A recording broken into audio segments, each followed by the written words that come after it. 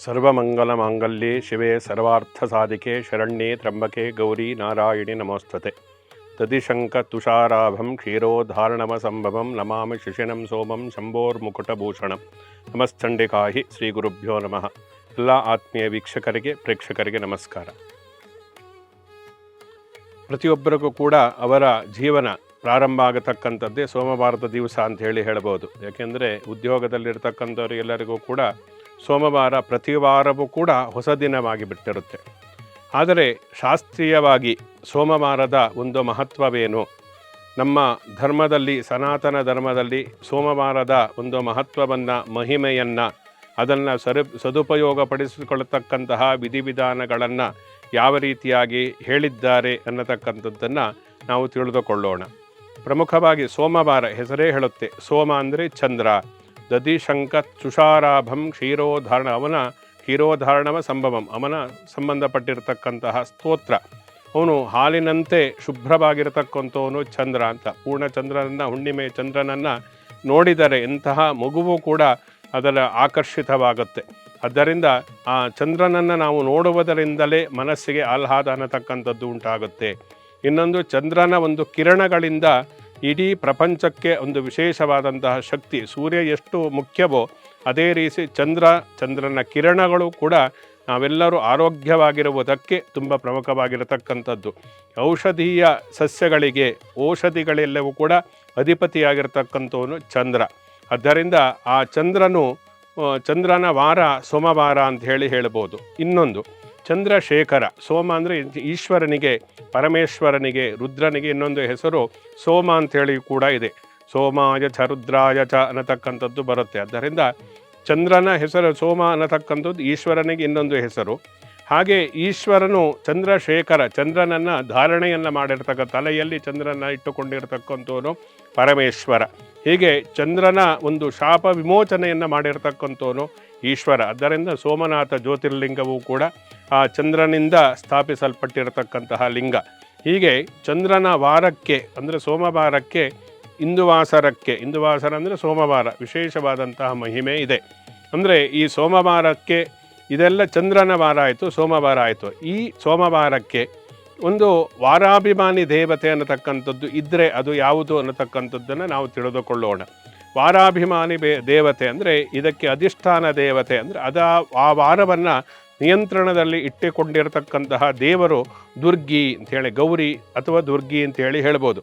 ಆದ್ದರಿಂದ ಈ ಸೋಮವಾರದ ದುರ್ಗಾ ಸ್ತೋತ್ರ ಅಂದರೆ ಸೋಮವಾರದ ವಾರಾಭಿಮಾನಿ ಅಥವಾ ಅಧಿಷ್ಠಾನ ದೇವತೆ ಅಥವಾ ಚಂದ್ರನಿಗೆ ಅಧಿದೇವತೆ ಗೌರಿ ಅಂದರೆ ದೇವಿ, ಅಮ್ಮನವರು ಅಂತ ಆಗಿರುವುದರಿಂದ ಸೋಮವಾರದ ದಿವಸ ಚಂದ್ರನ ಪೂಜೆಗಿಂತ ಜಾಸ್ತಿ ದುರ್ಗೆಯನ್ನು, ಗೌರಿಯನ್ನು, ಅಮ್ಮನವರನ್ನು ನಾವು ಆರಾಧಿಸಿದರೆ ವಿಶೇಷವಾದಂತಹ ಫಲವನ್ನು ಕೊಡುತ್ತೆ ಅಂಥೇಳಿ. ಅದರಿಂದಲೇ ಆ ಸೋಮವಾರಕ್ಕೆ ವಿಶೇಷವಾಗಿ ದುರ್ಗಾಂ ವಿಪತ್ತಿ ದುತಯೇ ಉಜಾಷ್ಟಕ ವಿಭೂಷಿತಾಂ ಧ್ಯಾಯಾಮಿ ದೈತ್ಯಹಂತ್ರಿ ತಾಂ ರಕ್ತಸ್ವಾದನ ತತ್ಪರಾಂ ಅನ್ನತಕ್ಕಂಥದ್ದನ್ನು ಹೇಳಿದ್ದಾರೆ. ಅಂದರೆ ಸೋಮವಾರದ ದಿವಸ ಆ ಅಧಿಷ್ಠಾನ ದೇವತೆಯಾಗಿರತಕ್ಕಂತಹ ದುರ್ಗಿಯ ಈ ಸ್ತೋತ್ರವನ್ನು ಪಠಿಸುವುದರಿಂದ ಸೋಮವಾರದ ದಿವಸ ನಾವು ಮಾಡತಕ್ಕಂತಹ ಪೂಜೆ, ವ್ರತ, ಕೆಲಸ, ಕಾರ್ಯಗಳು ಎಲ್ಲವೂ ಕೂಡ ವಿಶೇಷವಾಗಿ ನಮಗೆ ಫಲವನ್ನು ಕೊಡುತ್ತೆ. ಯಾವುದರಲ್ಲೂ ಕೂಡ ವಿಫಲತೆ ಅನ್ನತಕ್ಕಂಥದ್ದು ಕಾಣುವುದಿಲ್ಲ. ಆದ್ದರಿಂದ ಸೋಮವಾರದ ದಿವಸಕ್ಕೆ ನಾವು ಈ ಸ್ತೋತ್ರವನ್ನು ಹೇಳಿಕೊಂಡು ಆ ದಿನವನ್ನು ಪ್ರಾರಂಭವನ್ನು ಮಾಡತಕ್ಕಂಥದ್ದು ಕೂಡ ತುಂಬ ಮುಖ್ಯವಾಗುತ್ತೆ.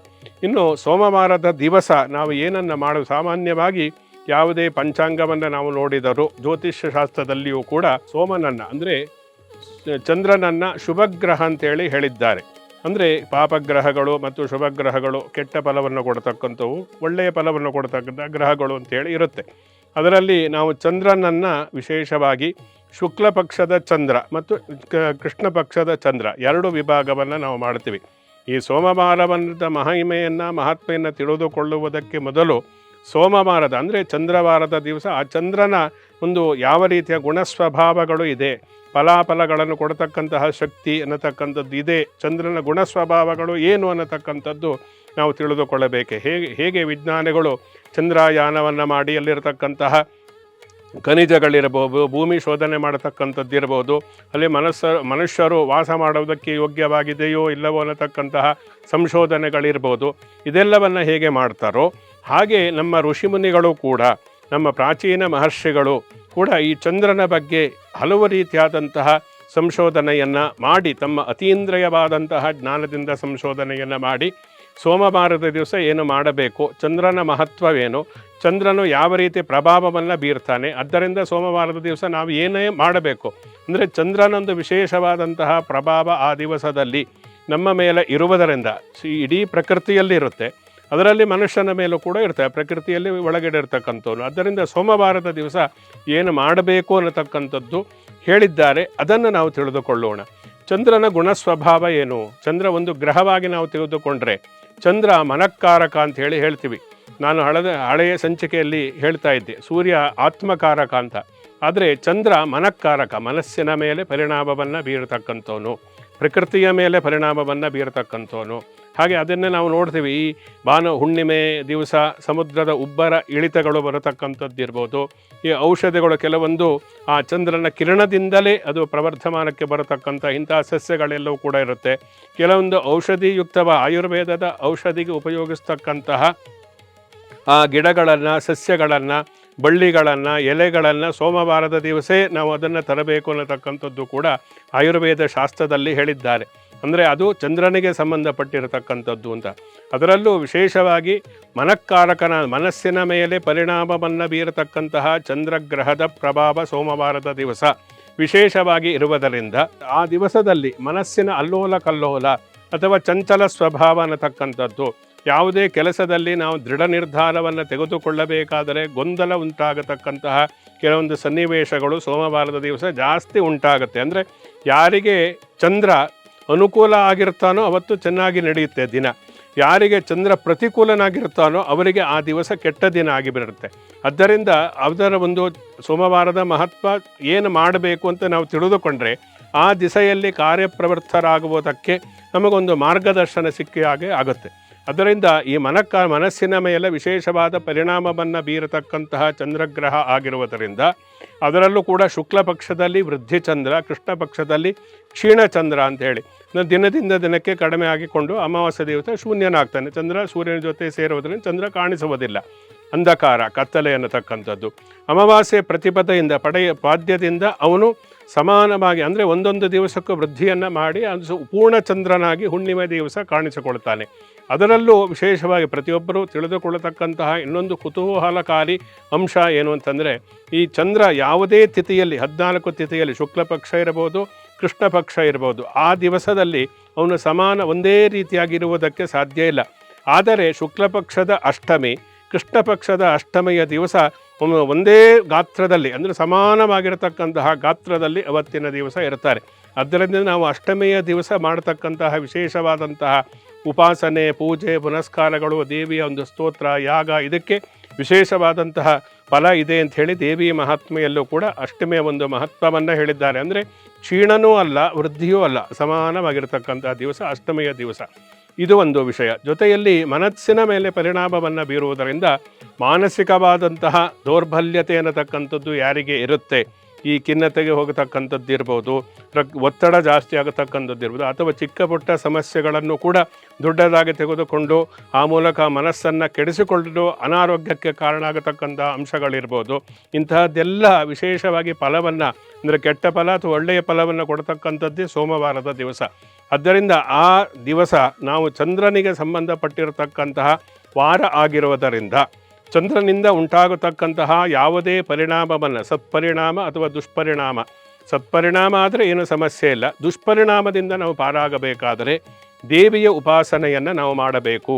ಗೌರಿಯನ್ನು ನಾವು ವಿಶೇಷವಾಗಿ ಆರಾಧಿಸ್ತಕ್ಕಂಥ ಅಮ್ಮನವರನ್ನು ಒಂದು ಸ್ತೋತ್ರ ರೂಪದಲ್ಲಿ ಇರ್ಬೋದು, ಯಾವ ಸ್ತೋತ್ರ ಹೇಳಬೇಕು, ದುರ್ಗಾ ಸ್ತೋತ್ರವನ್ನು ಹೇಳ್ಬೋದು, ದೇವಿ ಮಹಾತ್ಮೆಯ ಕೆಲವೊಂದು ಆಯ್ದ ಭಾಗಗಳನ್ನು ಸ್ತೋತ್ರ ರೂಪದಲ್ಲಿರತಕ್ಕಂತಹದ್ದನ್ನು ಪಠಿಸಬಹುದು. ಜೊತೆಯಲ್ಲಿ ಲಲಿತಾ ಸಹಸ್ರನಾಮವನ್ನು ಪಠನೆಯನ್ನು ಮಾಡಬಹುದು. ಲಕ್ಷ್ಮೀ ಅಷ್ಟೋತ್ತರವನ್ನು ಅವತ್ತಿನ ದಿವಸ ಪಠನೆಯನ್ನು ಮಾಡುವುದರಿಂದ ವಿಶೇಷವಾಗಿರತಕ್ಕಂತಹ ಫಲ ಸಿಗುತ್ತೆ. ಕನಕದಾರ ಸ್ತೋತ್ರ ಇರ್ಬೋದು, ಲಕ್ಷ್ಮೀ ಶೋಭಾನೆಯನ್ನು ಹೇಳ್ತಕ್ಕಂಥದ್ದು ಇರ್ಬೋದು. ಯಾವುದೇ ಆದರೂ ಕೂಡ ದೇವಿಗೆ ಸಂಬಂಧಪಟ್ಟಿರತಕ್ಕಂತಹ ಸ್ತ್ರೀ ಸಂಬಂಧಿತವಾದಂತಹ ದೇವತಾ ಉಪಾಸನೆ ಸೋಮವಾರದ ದಿವಸ ಮಾಡುವುದರಿಂದ ಯಾವುದೇ ರೀತಿಯ ಗ್ರಹ ದೋಷಗಳಿದ್ದರೆ, ಮನಸ್ಸಿನ ಒಂದು ವ್ಯಗ್ರತೆ ಅಥವಾ ಮನಸ್ಸಿನ ಕೆಲವರಿಗೆ ಗೊಂದಲತೆ ಅಥವಾ ಯಾವುದೇ ಮನಸ್ಸಿಗೆ ಸಂಬಂಧಪಟ್ಟಂತಹ ಬಲಹೀನತೆ ಇದ್ದರೆ ಅದು ನಿವಾರಣೆ ಆಗುತ್ತೆ ಅನ್ನತಕ್ಕಂಥ. ಆದರೆ ಬಲಹೀನತೆ ಇದ್ದರೆ ಅದು ಆ ವಾರವೇ ಹೆಚ್ಚಿಗೆ ಫಲವನ್ನು ಕೊಡುತ್ತೆ. ಯಾಕೆಂದರೆ ನಾವು ಕೇವಲ ನಕ್ಷತ್ರ ನಾಡಿ ಸಂಚಾರ ಅಂತೇಳಿ ಹೇಳ್ತಾರೆ. ಚಂದ್ರ ನಮ್ಮ ಶರೀರದಲ್ಲಿ ಯಾವ ನಾಡಿಯಲ್ಲಿ ಸಂಚರಿಸ್ತಾನೋ ಆ ದಿವಸ ಆ ನಾಡಿಗೆ ಅಥವಾ ಆ ಅಂಗಕ್ಕೆ ಸಂಬಂಧಪಟ್ಟಂತಹ ಸಮಸ್ಯೆಗಳು ಬರುತ್ತೆ ಅನ್ನತಕ್ಕಂಥದ್ದು ಕೂಡ ಶಾಸ್ತ್ರದಲ್ಲಿ ಹೇಳಿದ್ದಾರೆ. ಅದಕ್ಕೆ ಒಂದು ದಿವಸ ಇದ್ದಂತೆ ಇನ್ನೊಂದು ದಿವಸ ಇರುವುದಿಲ್ಲ. ಅಥವಾ ಯಾವುದೋ ಒಂದು ದಿವಸ ಶರೀರದ ಯಾವುದೋ ಒಂದು ಅಂಗಕ್ಕೆ ಏನು ಸಮಸ್ಯೆಗಳು ಉಂಟಾಗಿಬಿಡ್ಬೋದು. ಒಂದು ದಿವಸ ಎದೆ ನೋವು ಬರ್ಬೋದು, ಒಂದೇ ದಿವಸ ಹೊಟ್ಟೆ ನೋವು ಬರ್ಬೋದು, ಒಂದು ದಿವಸ ತಲೆನೋವು ಬರ್ಬೋದು.